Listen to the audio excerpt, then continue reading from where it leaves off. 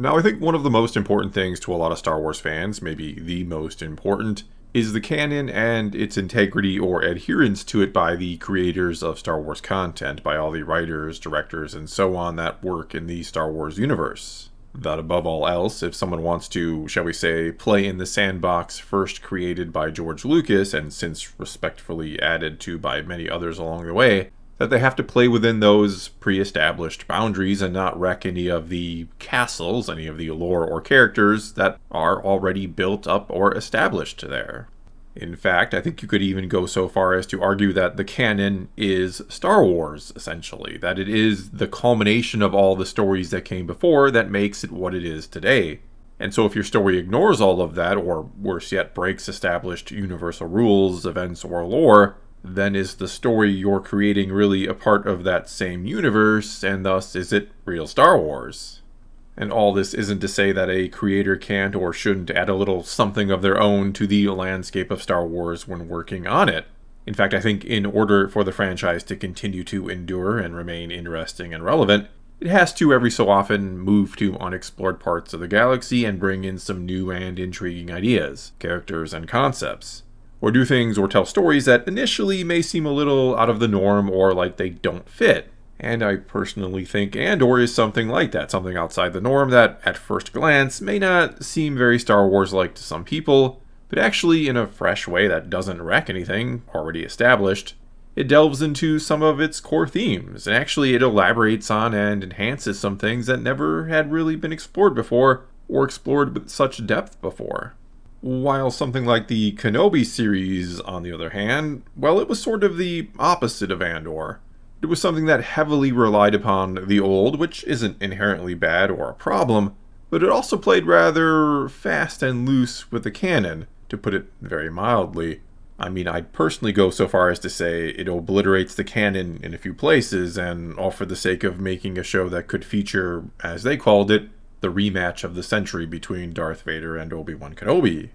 And recently, the director of the Kenobi series, Debra Chow, she was interviewed by The Hollywood Reporter and had some, what I think are interesting things to say on this topic. And before getting into it, if you want to check out the full interview, there will be a link to it in the description below, because all I'm really going to focus on or discuss here is the very last question she was asked, which was, what advice would you offer the next director of a Star Wars project? And her response was, the biggest thing I learned from The Mandalorian is to not get hung up on the Star Wars of it all. It's hard on a project where there is so much canon and so much responsibility to a fan base, but I would always go, if you take the Star Wars out of this and it's just people and human emotions, does this story still hold up? And for the most part, I do agree with what she's saying here. I absolutely think that whatever story they're trying to tell needs to stand on its own. That if you strip away all the Star Wars from it, it should still be enjoyable for what it is, or what's left. One of the reasons I did enjoy the aforementioned Andor series so much was because if you took all the Star Wars out, I'm still 100% on board and loving the show. The story it tells and all the characters were fantastic. And I mean, I can't tell you how many times I find myself reading or watching something Star Wars, especially lately, and realizing they're basically using the Star Wars name or brand or its characters and concepts as this sort of crutch. That they're telling a pretty boring or basic story, and I end up thinking or asking myself, would I be watching this or reading this if it wasn't Star Wars? Would I care about any of it? Would I be truly vested in the characters and their struggle or the story itself? Or would I have turned it off or put it down a long time ago? Because for better or worse, I'm someone who gives up on things fairly quickly, books, shows, games, or whatever else it might be. If there's nothing about them that hooks me pretty much immediately, I'll be done with them. Because in the back of my mind, there's always this little voice that says there's something better I could be reading or watching or spending my time on than this. And sadly, at pretty much no point did anything about the Kenobi series really hook me or keep me around, other than the Star Wars name and all these characters I already knew and cared about and wanted to keep caring about because of what they already meant to me. It was because of, you could say, the canon that they were already a part of, this greater story, which, as I was saying or arguing before, is actually what Star Wars is. That's what made me want to watch it in the first place, and was, in a sense, the only thing that kept me around till the end, to see how this would affect or impact that larger story. Well, that, and also because I do kind of watch and read all things Star Wars because of what I do. I want to keep myself in the know and up to date on all things Star Wars for the sake of my channel here, for the sake of presenting you all with the most informed news and takes I possibly can. Anyway, my point is that it's the canon, it's Star Wars itself that brings me and other fans in, and hopefully a great story, one that, yes, adheres to that canon, but could also theoretically stand on its own without it, that then makes fans happy or satisfied and leaves them eager for what's next. It's that perfect blend or combination of quality and integrity that keeps, or would keep, the fan base completely happy and coming back for more Star Wars.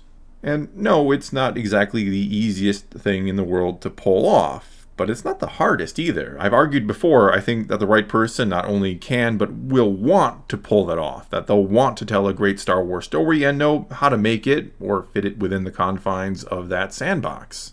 There are plenty out there, I think, that just instinctually know how to make that all happen. For example, I have read a lot of Star Wars books from a lot of different authors in my day, and some of them, a lot of them, maybe actually most of them, actually just kind of get it. They just know how to write Star Wars. They know what works and what doesn't. They just know how to tell great stories that also feel 100% Star Wars authentic. They know how to do that perfect blend. Problem is, it seems that many who have been creating in one form or another some of these Star Wars shows and movies, be that writing, directing, producing, or whatever, they don't understand or can't pull this off. They can't pull off this blend, or don't want to, or don't think it's that important. Many seem to think that the story they're writing or telling outweighs the canon itself in some respects, that they can bend it here and there in order to tell or flex in the story they want to tell.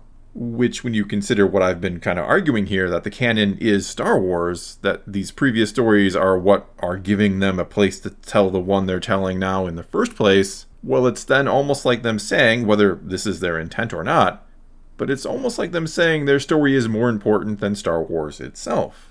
And as silly or crazy as it may sound, if I had to choose between a poorly told story that sticks to the canon or a great story that doesn't, well, again, I'd much rather get the perfect blend. But if I had to take one or the other, I'd actually take the poor story that sticks to the canon. And I know that's not something everyone will agree with, which is fine. Nor am I saying that you can't do something like, say, Star Wars Visions, that obviously isn't trying to stick to the canon. It's clearly something separate from all that and trying to do its own thing.